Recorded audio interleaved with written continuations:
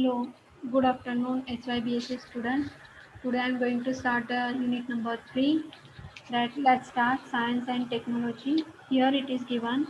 Albert Einstein we owed a lot of to do ancient Indians teaching us how to count, without which with modern scientific discoveries would have been impossible. The term science comes from the Latin word scientia, meaning knowledge.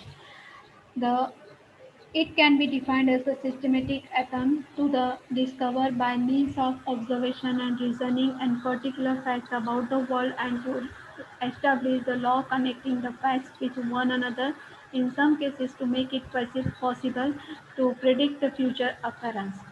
Means the word science comes from the Latin words and it means is knowledge. So here we can say that science means what? The science means discover, observation, reasoning, and particular fact about the world which is going to be explored after experiments. So it is going to be say that it is a science.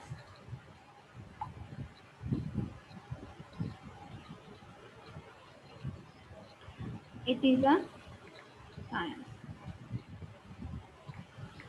Let's go ahead.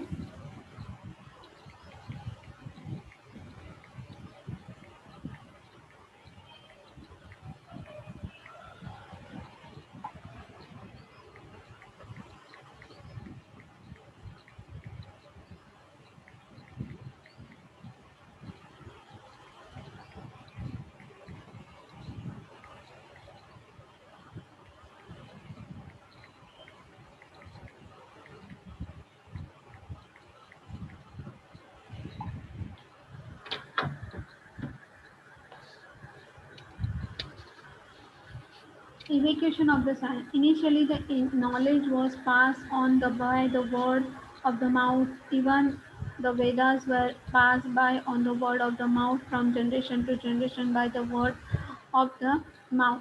Means कि जब भी knowledge means whenever we are talking about the knowledge, we get it from the Vedas, and it is going to overpass from generation to generation. Stories and example were in the use to instill the knowledge and understanding कि जब भी stories और example दिए जाते हैं तो उससे हमें कुछ ना कुछ ज्ञान तो हमें जरूर मिलता है. तो ज्ञान देने के लिए स्टोरीज और एग्जाम्पल का इस्तेमाल किया जाता है. Later the inscription on stone, the depiction on the cave walls, and hieroglyphics. Hieroglyphics were used to record the information. Then use of leaves, quill to write, use of paraphrase, and came much later.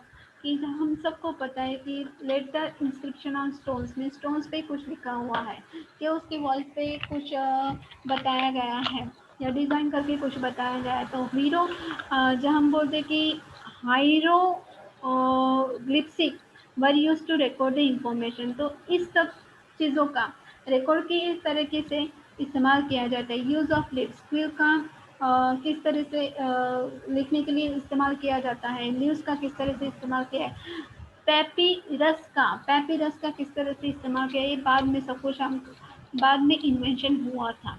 Many aspect of ancient knowledge have not been recorded. तो कभी कभी ऐसा होता था कि कुछ ancient knowledge means कुछ record पाए नहीं गए थे, तो इसकी वजह से हमें उसका पूरा इंफॉर्मेशन नहीं मिलता था. तो यूज़ ऑफ पेपिरस मीन्स उसको बोलते हैं टॉल प्लांट्स या tall like a grass. Okay. तो ये जो फॉर एग्जाम्पल जब रिकॉर्ड ही नहीं मिलते थे, रिकॉर्ड ही नहीं हुआ तो हमें कैसे मिलेगा. There are many unknown factors about many things which are one done by the ancient. उसके बाद एंशियंट की ऐसे बहुत सारे जो हम बोलते कि फैक्ट्स है कि जिसके बारे में हमें आज भी उसके बारे में नहीं पता. For example it is a mystery how the use stones to make the pyramids of the Egypt were transported. कि इजिप्ट का फॉर एग्जांपल आपको इजिप्ट का पिरामिड हम सबको पता है, तो उसका ट्रांसपोर्टेशन कैसा हुआ, उसका स्टोन में से उसका ट्रांसपोर्टेशन पिरामिड में कैसा हुआ, या अभी तक की मिस्ट्री बनी रही है। How the ancient procure the knowledge, कि किस तरह से उनका नॉलेज का वो इस्तेमाल करते थे। Much of which was discover later, और उसके बाद जब उसका इन्वेंशन किया गया तो वो एक मिस्ट्री की तौर पे ही रह गया। उसके बाद दिया गया है कि आप ये देख सकते हैं, the India the recent excavation at Varanasi revealed the huge underground citadel. सिटाडेल्स में उसका मतलब है कि जो फोर्ट्स वगैरह या बंदर वगैरह हम बोलते हैं, या किले वगैरह बोलते हैं, उसका बात किया गया। India the recent excavation, excavation का मतलब है,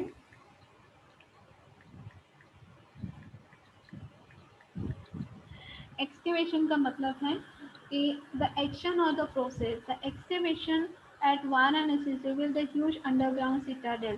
तो वाराणसी में आए हुए बहुत सारी किलों का, या आज भी ये हमको हम बोलते हैं कि उसका कुछ रिकॉर्ड मिल रहा है जो रिवील हो रहा है, तो उसका प्रोसेस चल रहा है। और वाराणसी में बहुत सारी ऐसी किले हैं कि जिसका रिकॉर्ड है, उसकी इंफॉर्मेशन आज भी हमको मिल रही है। The ancient Vedic school made of the stone have been discovered, कि एंशियंट टाइम में वैदिक जो स्कूल हुआ करती थी, वैदिक शालें हुआ करती, तो वो पत्थर से बनाई हुई थी, ये हमको पता चला। Where many students came together to learn, कि वहाँ बहुत सारे छात्र आते थे। Our ancient gurukul system of knowledge imparting change with the time, कि जो हमारी जो गुरुकुल सिस्टम है कि ज्ञान देना है, तो उसके साथ बदलते गए। Later we had the madrasa, the convents and vidyalaya and other institution, कि उसके बाद madrasa, convents, vidyalaya and other institution आते गए। The world between the 1000 and 1300 AD, this period so the birth of medieval universities. तो ये जो आपको टाइम बताया गया कि 1000 और 1300 के बीच में ये जो पीरियड बताया गया, ये मेडिवल यूनिवर्सिटीज का वहाँ पे जन्म हुआ था, which benefited materially from the translated text and provided the new infrastructure to the scientific community.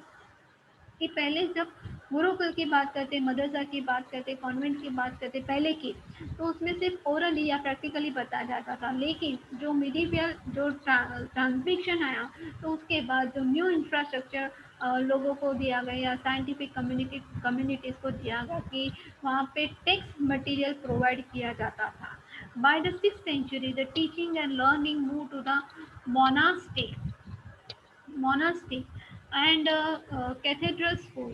तो 6th सेंचुरी से, हम जैसे बोलते हैं कि 6th सेंचुरी से the teaching and learning move to the monastic. तो मोनास्टिक का मतलब है,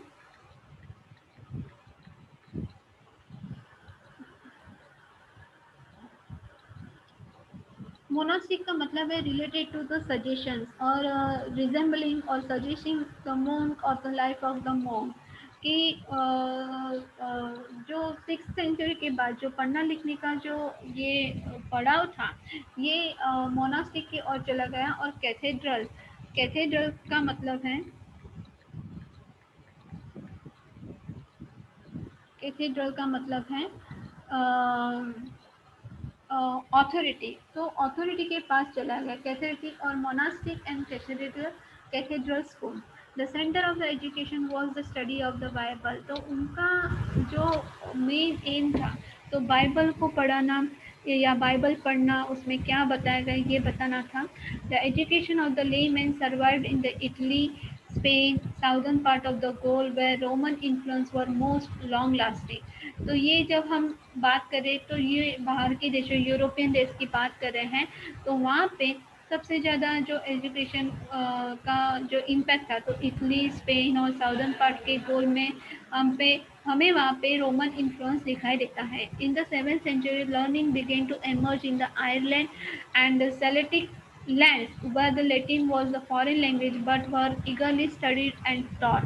तो जब हम 7th सेंचुरी की बात करते हैं तो वहाँ पे भी ऑलरेडी लर्निंग सिस्टम स्टार्ट हो चुका था आयरलैंड में और सेलेटिक आइलैंड्स में, लेकिन वहाँ पे जो महत्व की जो भाषा थी वो थी लेटिन और उसका वहाँ पे पढ़ाया जाता था. The regular occurrence of the natural events encourage the development of some scientific discipline. कि जैसे रियलिटी में या नेचुरल इवेंट्स किस तरह से होते हैं और उसकी वजह से क्या डेवलपमेंट होता है, तो वो साइंटिफिक हम बोलते हैं कि the development of scientific discipline, वो जो है साइंस को हेल्प करता है कि नेचुरल इवेंट्स की वजह से साइंस को और ढूंढने का या और इन्वेंशन करने का और रिसर्च करने का मौका मिलता है. After the period of observation and careful record keeping, even some of the events perceived as a random and unpredictable might be might begin to display the regular pattern which initially was not immediately obvious.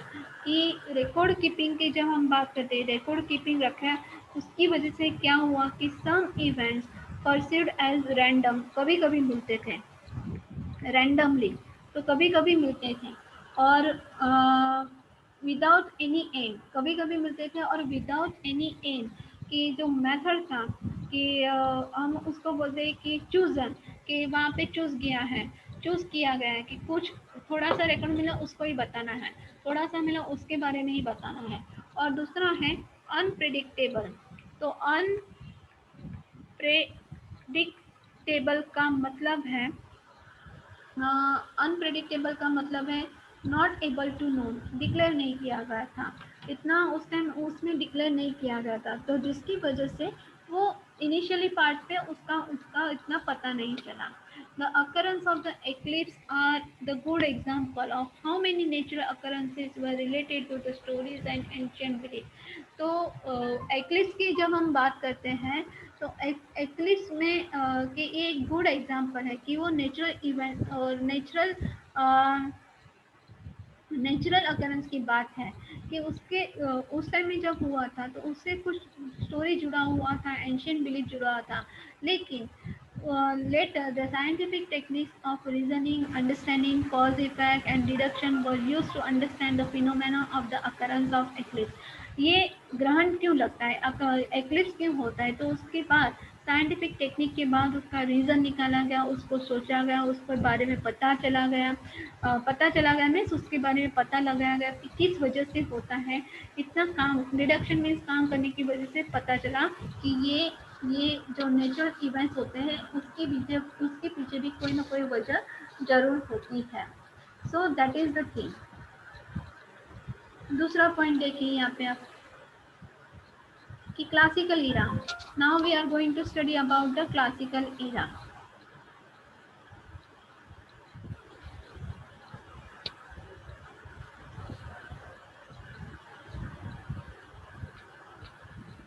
ये देखिए classical era. Hellenic, the science or classical science was built upon the foundation laid by the Thales and the Pythagoras. तो Hellenic science या classical science की जब हम बात करते हैं तो सबसे पहले जो नाम लिए जाते हैं वो थैल्स और पाइथागोरस है. It reached its zenith in the works of Aristotle and Archimedes. तो वो जेनिक मीन्स उसका मतलब होता है, जेनिक का मतलब होता है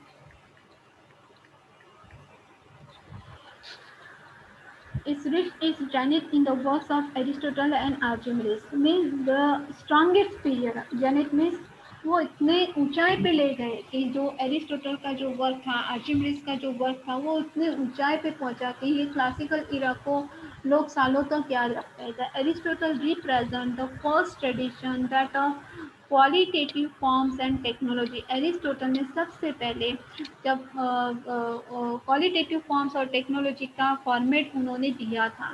ही was himself the biologist whose observation of the marine organism were unsurpassed until the 19th century. की जो हम एरिस्टोटल की बात करते हैं तो एरिस्टोटल एक खुद बायोलॉजिस्ट थे, और उन्होंने जो मरीन ऑर्गेनिज्म था तो उसके बारे में बात किया था.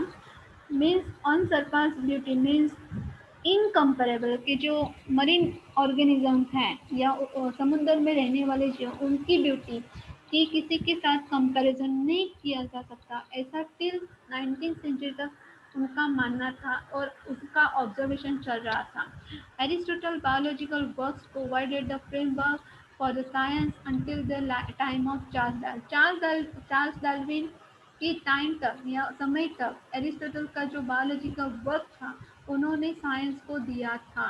फ्रॉम प्लेटो मीन्स प्लेटो कौन थे, तो एरिस्टोटल के टीचर थे। तो Plato Aristotle he inherited the technological proposition that heavenly bodies, stars and planets are literally divine and such as perfect। तो प्लेटो ने, जो हम अवकाश के बारे में पढ़ते हैं, तो उन्होंने उनका ज्ञान दिया था, उन्होंने अपना ये पूरा समय स्टार्स और प्लैनेट के बारे में बताया था, उन्होंने अपना कुछ योगदान दिया था।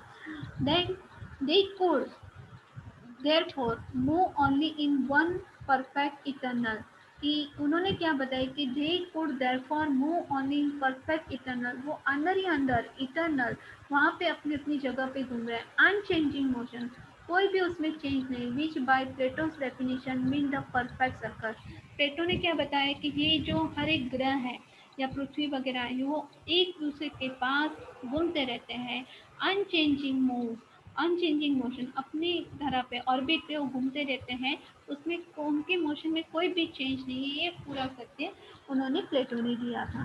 The earth the being obviously not divine and not inert but was at the centre कि जो हम जब पृथ्वी की बात करते हैं तो पृथ्वी ये एक कोई डिवाइन या इनर्ट मीन्स इनर्ट का मतलब होता है इनर्ट नहीं है, unable to move, inert means unable to move, वो अपनी ऑर्बिट पे अपनी ऑर्बिट पे घूमती रहती है, अपनी धरा पे घूमती रहती है और वो बीच में है।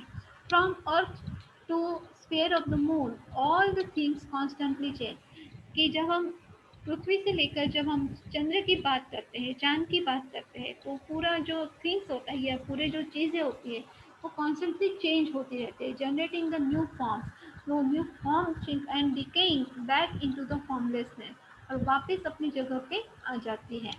The above the moon the Cosmos above the moon the cosmos consisted above the moon the cosmos consisted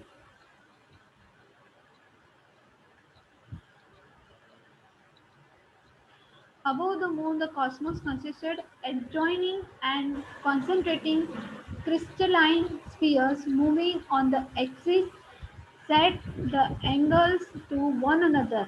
This is accounted for the peculiar motion of the planets. तो कॉस्मोस का मतलब होता है कि universe specially when it is understood as an order system कि जो हम पूरा हम cosmos means the universe is especially universe understood as an order system कि ये जो यूनिवर्स है एक ऑर्डर सिस्टम से चलता है, concentrating in crystalline spheres moving on his axis कि जैसे मैंने आपको बताया कि जो अर्थ है वो सेंटर में है, वो अपने ऑर्बिट पे घूमता रहता है, अपने एक्सिस पे घूमता रहता है और to one another, so this is counted the this moving motion the moving activity, the peculiar motion of the planets and deriving their motion either from the fifth element that moved naturally in the circles, वो अपने हिसाब से घूमते रहते हैं, naturally वो circles में घूमते रहते हैं और from heavenly south resident in the celestial body. तो यहाँ पे और भी एक बताया गया है कि ये एक तरह से वो घूमते रहते हैं और जो heavenly souls resident in the celestial body, उसका मतलब ये हुआ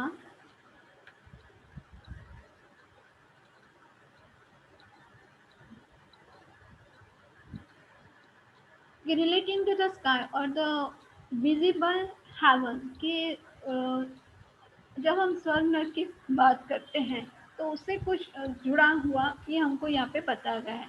the ultimate cause of all the motion was a prime और अनमूव्ड और mover god that stood outside the cosmos. तो ये हम जो बोलते हैं कि पूरे यूनिवर्स को सिस्टम करने का काम, ऑर्डरली सिस्टमाइज करने का काम कौन करता है?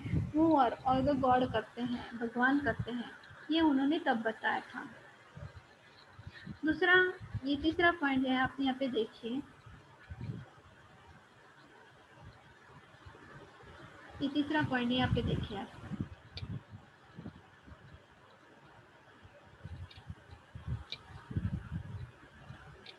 After the conquest of the Alexander Great, the observation and mathematical methods of Babylonians became available to the Greeks. तो उसके बाद प्लेटो और अरिस्टोटल के बाद जो अलेक्जेंडर ग्रेट थे, उन्होंने अपने ऑब्जर्वेशन के अनुसार मैथमेटिक मेथड के बेबीलोनियंस के मैथमेटिकल मेथड्स ग्रीक को दिए थे। Astronomy then split into the two parts. One was physical and accepted Aristotelian theory in accounting for heavenly motion, and the other ignored the causation and concentrated solely on the creation of the mathematical model that could be used for computing the planetary position. तो astronomy की जब हम astronomer के पास astronomy की बात करते हैं, तो वो दो पार्ट में बट गए। एक तो है फिजिकल, और दूसरा है जिन्होंने एरिस्टोटल थियरी को एक्सेप्ट किया, जो हेवनली मोशन की, जैसे एरिस्टोटल ने बताया कि हाँ, जो ऑर्बिट्स, जो एक्सिस ऑर्बिट, जो अदर हम बोलते हैं कि प्लैनेट्स है, वो अपनी जगह पे घूमते हैं, किस तरह से घूमते हैं। एंड दूसरा है कि उन्होंने दूसरा एक इग्नोर किया कि कॉजेशन उसके और उसको दूसरा मेथड है, उसने एक उसको हम बोलते हैं उसको इग्नोर किया और concentrated solidly on the creation of the mathematical model. और दूसरा है कि दूसरा जो पैटर्न था वो मैथमेटिकल मॉडल था कि हाँ, ये इस्तेमाल यहाँ पे किया जा सकता है कि प्लेनेटरी पोजिशन इस तरह से वहाँ पे चेंज हो सकते हैं मैथमेटिकली, कि जैसे फॉर एग्जांपल हम जैसे फॉर एग्जांपल वन एंगल से लेके दूसरा एंगल तक किस तरह से चीज़ें चेंज होती है, इस तरह से।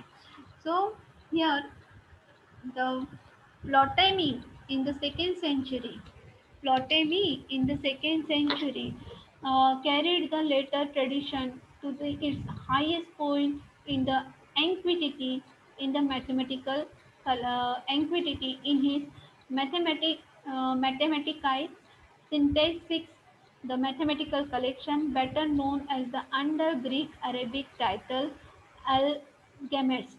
तो यहाँ पे दूसरा ये जो हम बोलते हैं कि प्लोटेमी है, वो सेकेंड सेंचुरी में उन्होंने अपना ट्रेडिशन दिया और अपना एक कुछ बेंचमार्क सेट किया, तो जिसको हम बोलते हैं एंटीक्विटी। उन्होंने अपने एक मैथमेटिकल कलेक्शन में उन्होंने एक एंटीक्विटी, ऐसा एंटीक्विटी का मतलब होता है